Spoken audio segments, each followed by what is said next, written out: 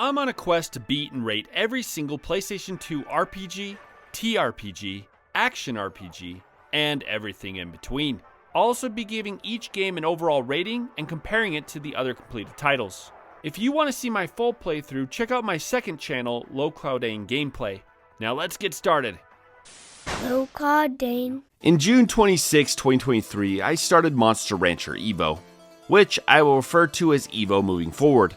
About 7 hours into my playthrough, just enough time to know that I did not enjoy this game, my save file was corrupted. October 12th, 2024, I finally sat down and dedicated myself to beating it. December 18th, 2024, I finally completed the single worst game I have ever beaten. Let's recap some of the worst PS2 RPGs I've beaten so far in the challenge. It all started with Puzzle Quest. This puzzle RPG never evolved over my 20-hour playthrough. There was no motivation to go after side content because there was no incentive structure put in place, and overall, the battle mechanics were tedious and exhausting. Shining Tears was the next bad title I played. I had few good things to say here. The battles were monotonous, the game failed to teach the player key gameplay mechanics, and all in all, the title was repetitive beyond reason. The final bad title I've played was Nightmare of Draga, a roguelike that was so boring that an hour of play felt like running a marathon. The game gave the player no reason to go after hidden chests and side quests, as the rewards from said content were almost always suboptimal, and the variety of each floor consisted of different shades of black, gray, and green. Over the course of this video, I will be explaining in excruciating detail how Monster Rancher Evo shares every bad attribute of every bad game I've completed so far, plus some new ones. If you're new to the channel and want to support me on this journey of beating every PS2 RPG, then subscribe and hit that bell. If you want to see a list of all 163 titles I plan on completing, click on the link in the description of this video. If you would like to skip my thoughts and just see a summary of my review, jump ahead to the time on the screen. For everyone else, here are 2 things I liked and 1 million things I hated about Monster Rancher Evo.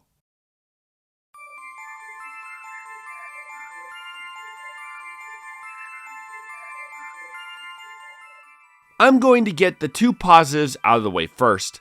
Yes, you heard me, 2 positives, and they are big ones. The first is the art direction, specifically the character design and choice of clothing. I reluctantly have to admit that some of the characters' designs legitimately surprised me. Someone among the devs had a vision, and it's frustrating that their hard work was wasted on such a terrible title. Something I noticed about the clothing is the consistency of its design.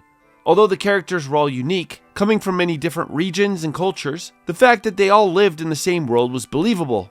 At least most of the time. This is a common criticism I have of the designs found in the Tales games. Sometimes I feel like the clothing each person wears is so random and doesn't look like it fits cohesively. In Evo, when you see the main character and this girl, I didn't bother remembering their names, walking around the village, it feels like they're part of a realized world.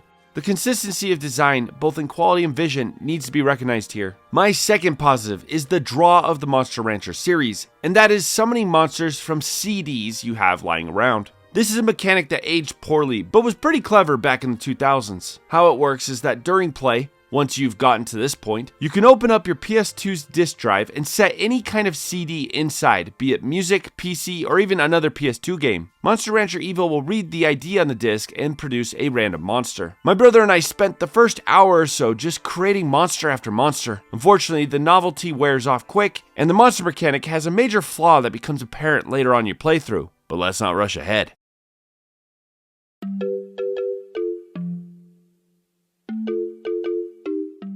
So to understand everything wrong with Evo, I need to explain the structure of the game. After you've used discs to create your monsters, which, be ready, the game never teaches you how to do anything, including summoning monsters, you'll then move on to the shows. The story is that you're part of a traveling troupe who go from village to village putting on a circus. The troupe later on gets caught up in some otherworldly shenanigans, but for the first bit, you're just hanging out. The shows do 2 things for the player. It is the only way to level your monsters, and you get money by participating. Depending on how well you're able to do the QTEs will determine how good of stat increases the participating monsters will receive. On top of the shows, you also go on adventures. These are trips to the current chapter's dungeon. Here you'll participate in a battle with a maximum of 3 monsters. Depending on if you move your monsters forwards or backwards, their available attacks will change. Also, upon winning battles, you won't earn experience, but you'll earn SP, which can be used to learn new skills for your monsters. The final mechanic is breeding. Once your monsters have reached their full potential, you can breed them to create a new monster that starts with boosted stats according to its parent's ending stats. This is essentially everything you need to know to advance in this title, and all of it is complete garbage.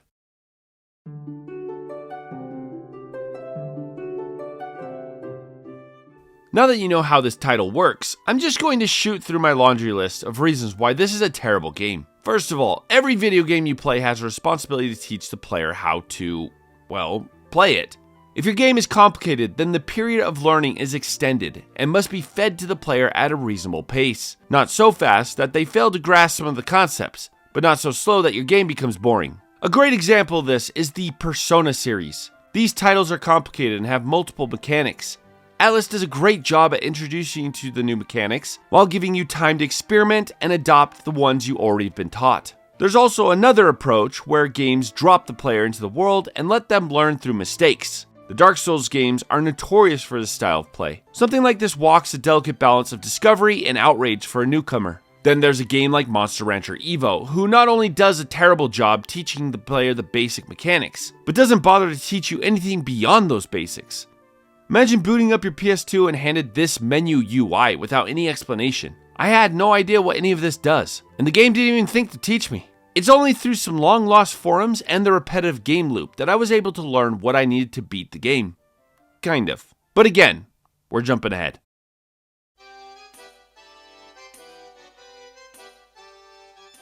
And let's talk about that game loop. For those who have never heard the term, a game loop is essentially the motion of play the player experiences. A good game loop is a balance of tasks and rewards. Again, let's take Persona for example. You spend near days going to school, building relationships, and upping your stats. Then during the night, travel to a dungeon where your relationships and stats translate to your battle aptitude. This is a great game loop that asks you to do a lot, but rewards you every step of the way. Evo's game loop is full of unfun tasks, and the rewards, if you can call them that, are abysmal. The game wants you to engage with its mechanics, but expects you to do so not because there's some killer equipment at the end, or a new party member, or an upgrade to your monsters, but because it's there. It exists. The devs made it, so you should play it. Because of this game loop of shows and adventures, the stakes of the story are non-consequential. Nothing you do really matters. Progression is always put on a show, random character shows up and dumps some plot points on you, go on an adventure, fight the boss, get absolutely nothing out of it. I'd call it a slow burn, but the meaning of slow burn is that there's a massive payoff at the end. No such payoff exists here. There was actually an easy solution to all of this. Make your monsters unique. One of the major flaws of Monster Rancher Evo is that which monster you choose is inconsequential. Aside from design, they are all the same. Skills rarely do anything unique, and what is unique is usually available to every monster. Let's take Pokemon as a comparison. In Pokemon, you don't just have stats, elements, and skills specific to their element, but each Pokemon is also weak to some and strong to others. In Red version, choosing Bulbasaur over Charmander as your starting Pokemon makes a massive difference in your experience, especially early on. No such variety of experience exists here.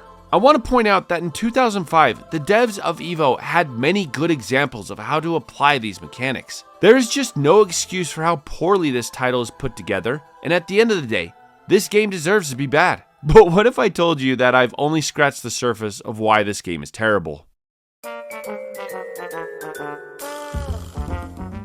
So I've explained the structure of this game and why it fails to be fun, engaging, entertaining, and most importantly, how it does nothing to motivate the player to complete or even keep playing this heap of garbage. What I haven't told you is just how broken Monster Rancher Evo actually is, and not in a good way. Let me start with the Guts system. So unlike many other monster collecting games, Monster Rancher decided to give the player a stamina bar called Guts.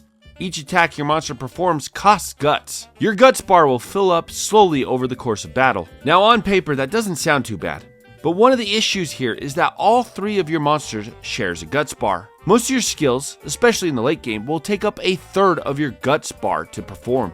So after you burn through your full bar at the beginning of battle, you will then be waiting for enough Guts to allow one of your monsters to attack, while the other two just kind of sit there. The decision to share a Guts bar was so misguided that I'm surprised it didn't come up in playtests. That is, if this game was even tested before launch. If each of your monsters had their own Guts bar, the battle system would have been so much better. With a shared bar, there's actually no reason to have 3 monsters aside from tanking damage. But that's not the only thing wrong with the guts bar. Every attack, either from you or the enemy, will deplete a small amount of your guts. This, again, would work better if each monster had a guts bar. But since they don't, this mechanic only enforces the need to pop off attacks as quickly as possible, thus motivating the player to use only a single monster to attack. Where the bullshit meter really gets turned up to 11 is during bosses. Bosses' attacks almost always drain the entirety of your guts bar. This means that most boss battles are you trying to pop off your lowest costing attack before the boss, then pray he doesn't attack again until you get the required guts. What absolute dog water. Now, attacking guts directly is actually pretty smart, and only the application failed here. Imagine if you had attacks dedicated to damage and others dedicated to bleeding guts. We would have strategically used both. If the boss had the same, then boss battles could have felt a little more interesting. But no, they both hit you for massive damage and deplete your guts. This has a severe effect on gameplay. Instead of building interesting strategies with multiple skills, intricately placing your monsters in specific locations, and working hard to learn new skills that can give you an edge in battle, you look for one skill that accomplishes the most while costing as little as possible. Hopefully that's slapped on your fastest monster, and you pray that the boss attacks your other 2 monsters so they can tank the damage. This brings me to stats. You have 6 stat categories, and they are all pretty straightforward. But you want to know the most important stat in the game? Accuracy. I cannot tell you how many times our monsters either missed or had their attacks guarded by the enemy. Please keep in mind that for most battles, you are just sitting there waiting for your guts bar to fill just to attack. You can barely call it gameplay. Now imagine sitting there for a few minutes, finally getting enough guts to attack, and bam, guarded, missed, you suck, bye bye. So how the hell do we even improve accuracy? My brother and I realized after hours of play that we were missing out on something. Our monsters sucked and we couldn't hit the broadside of Nicki Minaj's ass. So I scoured the internet, we searched through the game's menus for tutorials, we prayed to God himself for help. Finally, we stumbled across this chode who said we could create items for our monsters. Figuring out how to do it was its own hurdle, but finally we got this item that dramatically improved accuracy. How it did so, though, was...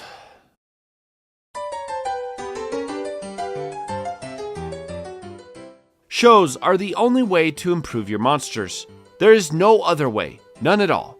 So if shows are so important and make up at least 50% of the gameplay, surely they made something entertaining, engaging, and dare I say fun, right? There are 4 minigames played during these shows. Sorry, I meant 3. They never change, they don't get harder, and they don't vary depending on the situation. From the first unholy minute you start this game, to the last minute you drag your emaciated corpse across the finish line. This is what you're in for. Puzzle Quest had a similar problem. It was a puzzle game, but because it was an RPG, you had to play it over and over and over and over again. But the difference here is that Puzzle Quest's puzzle mechanic was actually fun. You know what's not fun? This, and this, and this, oh, and this, and more of this, oh, and a little of this. The devs were so lazy here that they didn't even bother to have people in the crowd. Final Fantasy IX's Duel accomplishes more for the player in the few minutes you play than the entire 25-hour playthrough of Monster Rancher Evo, which 50% is this, and this, and this. Now, I don't want anyone to walk away with the idea that my complaint is about grinding. If you like RPGs, you like grinding. Don't believe me? What if I told you that what you actually don't like isn't grinding for experience and building better party members, but bad pacing? Let's take the original Final Fantasy for example. If you need to walk from Cornea to the Chaos Shrine and during that walk you had to fight 3 battles, that isn't a problem. If you didn't skip any battles on your way there, equip better weapons and spells, go inside the Chaos Shrine and get your ass stomped by Garland, that is a problem. You went with the pace of the game, you didn't skip battles, and even got better equipment in the process. The boss should be challenging, but should never require the player to go out and fight 10 more battles than come back just to beat him. If it did, then that would be bad pacing. Monster Rancher Evo, on top of everything else, has terrible pacing. We had to stop fighting almost every boss and do dozens of shows every time because the normal pace of the game didn't improve our monsters enough to keep up with the story. Look, I'm getting tired, and I'm ready to move past this title and never look back, so here are a bunch of other notes I took while playing. Why is my monster moving backwards? What do these skills do? Why isn't that item a good fit for my monster? Why is my monster moving backwards? What's the benefit of random battles? How come the bosses are so hard compared to anything else you fight in the game? Why is my monster moving backwards? What's a combo attack? Oh, never mind, it sucks. My monster keeps moving backwards, so I settle my monsters in the back. Hopefully he doesn't. Damn it! Let's wrap up here.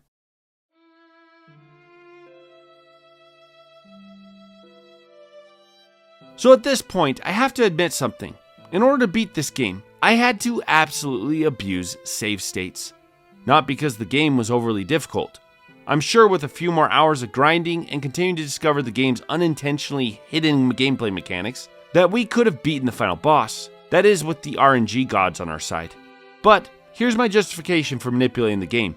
If the devs aren't going to try to teach the player, vary the shows, create a battle system that's fun, and study how other titles did what they did better, then why should I? Why should I try when they obviously didn't?